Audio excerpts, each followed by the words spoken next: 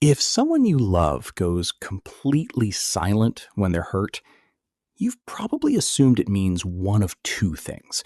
Either they don't care enough to fight for the relationship, or they're punishing you on purpose. Both of those are wrong.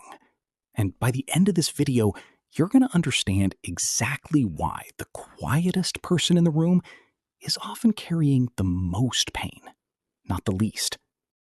We're taught to read volume as intensity. The person yelling, clearly upset. The person crying, clearly hurting. But the person who just goes quiet, we read that as calm or cold or indifferent. Psychology says that's almost exactly backwards. Today, we're breaking down the real, research-backed reasons certain people shut down instead of speaking up when they're hurt, where it comes from, what's actually happening in their brain in that moment, and how to tell the difference between someone protecting themselves and someone punishing you. Stay to the end, because the third reason is the one almost nobody talks about, and it changes how you'll read silence for the rest of your life.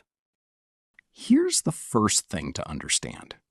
What looks like composure is often a nervous system in crisis. Psychologists call it emotional flooding.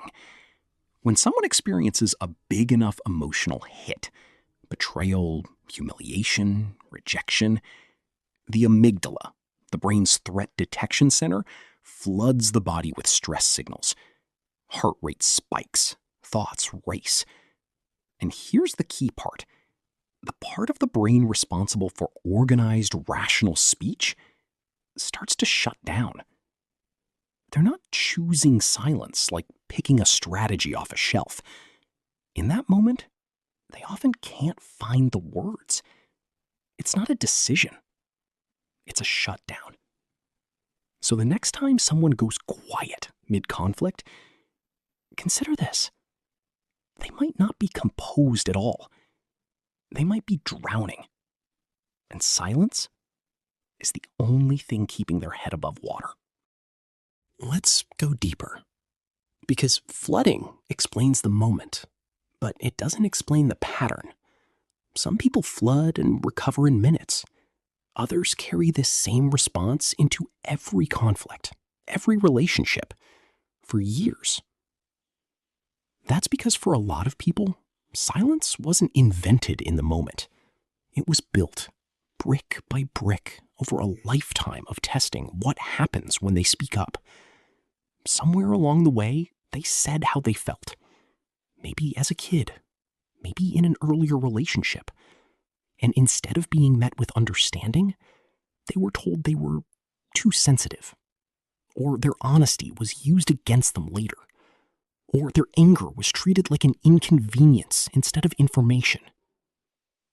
Enough of those moments, and the brain draws a conclusion quietly, without ever announcing it out loud. Speaking up doesn't protect me. It exposes me.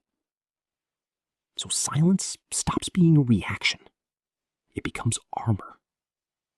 And armor doesn't come off just because one person, one time, says, "You can talk to me."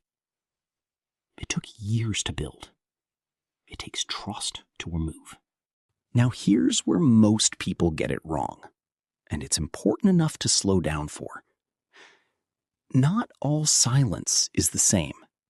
There are two very different versions, and mistaking one for the other can quietly destroy a relationship. The first is protective silence. Someone who has gone quiet because they are overwhelmed, not because they're trying to control you. There's no target, no agenda, just a nervous system trying to survive a feeling that's too big for words right now. The second is weaponized silence. Silence used deliberately as leverage. This one does have a target. It's designed to make the other person anxious, to make them chase, apologize, or fold. Here's the test clinicians actually use. Protective silence softens the moment someone feels safe again.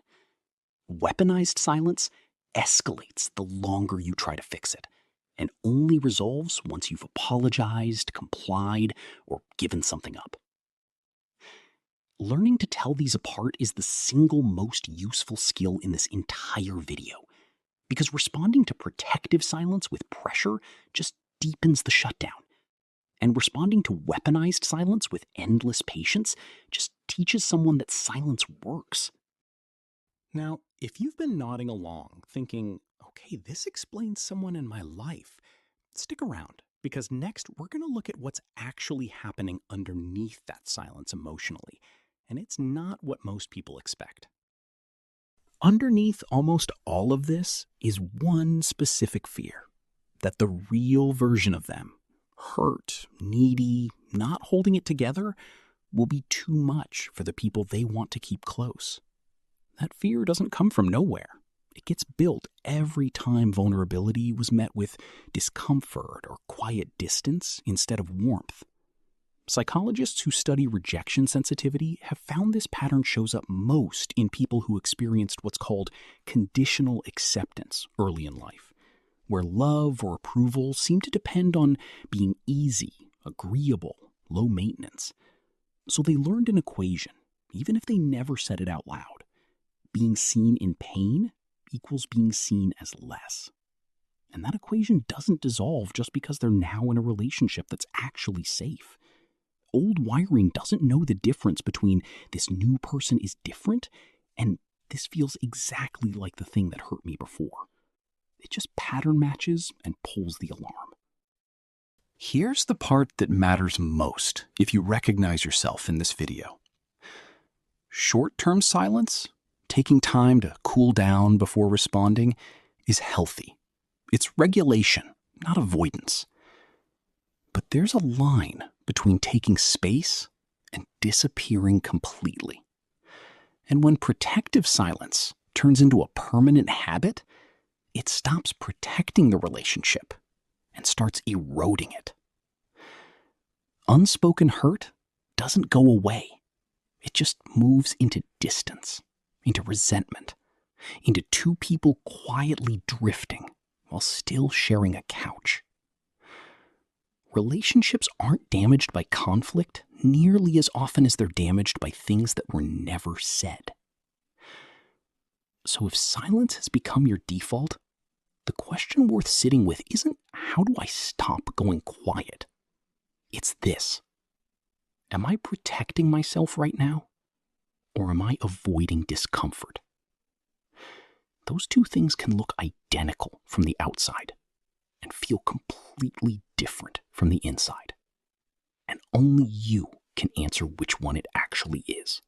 So what do you do, whether you're the one who goes quiet or the one who loves someone who does? If you're the quiet one, you don't owe anyone an explanation in the middle of the flood. But you can offer a bridge, a single sentence like, I need a minute, I'm not shutting you out. That turns a scary silence into a safe one. If you love someone who goes quiet, the instinct is to chase, to demand an answer right now. Resist it. Chasing someone mid-flood doesn't get you closer to an answer. It just adds more water. What actually works is staying calm, staying present, and saying some version of, I'm here when you're ready. I'm not going anywhere. Then meaning it. Silence isn't the enemy of connection. Assuming you already know what it means, that's the enemy. So, back to where we started. If someone you love goes quiet when they're hurt, it was never really about not caring. More often, it's the opposite. They cared so much and got hurt so specifically that silence became the safest language they had left. If this helped you understand someone in your life a little better, or helped you understand yourself, let me know in the comments which kind of silence you recognized most. And if you want the follow-up on how to actually rebuild trust with someone who shuts down, subscribe, because that video's coming next.